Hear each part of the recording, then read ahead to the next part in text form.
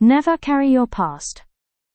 There was once a young man named Ravi, who lived in a quiet village nestled between mountains and rivers. He had a simple life, a job at a small carpentry shop, and a roof over his head. Yet, Ravi was not at peace. He carried within him the weight of a past he couldn't seem to put down. Years ago, Ravi had made a mistake, a bad one. He had been angry, reckless, and during a fight with a close friend he said things he could never take back. That friend had left the village the next day. The guilt never left Ravi. Though others around him had long moved on, Ravi hadn't.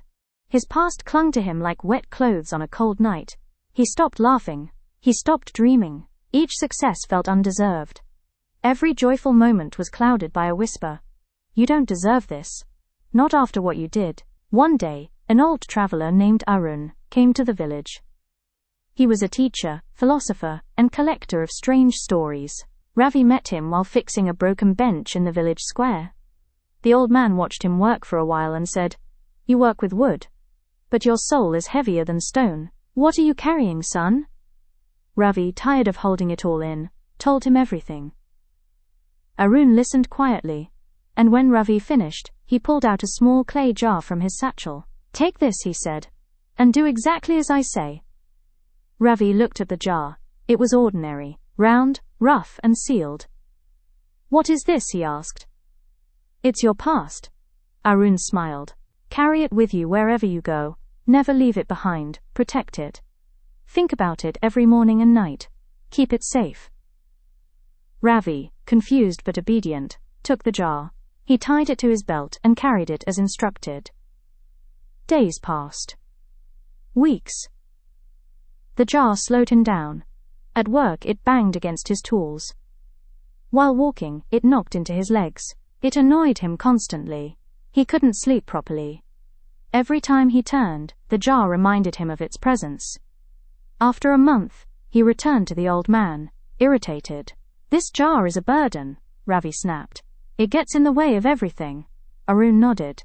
"That's how most people live, with their past strapped to them. We carry our guilt, our regrets, our mistakes.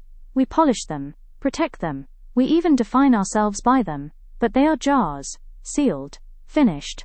Nothing inside can change." Ravi stared at the jar, realization dawning. Arun continued. "What would happen if you broke it?"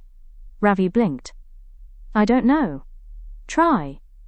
Ravi hesitated. Then, with a deep breath, he raised the jar and smashed it against a rock. It shattered into dust.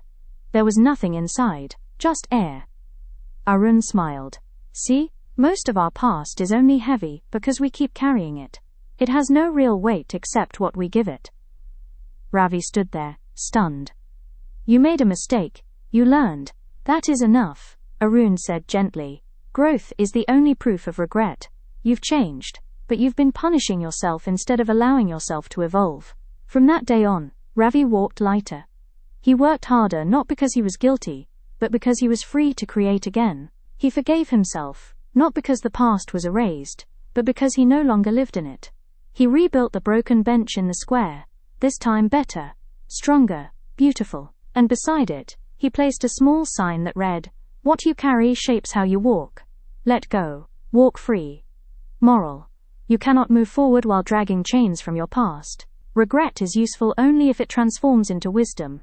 Once the lesson is learned, let the past be like footprints in sand, seen for a moment, but fading as you walk ahead.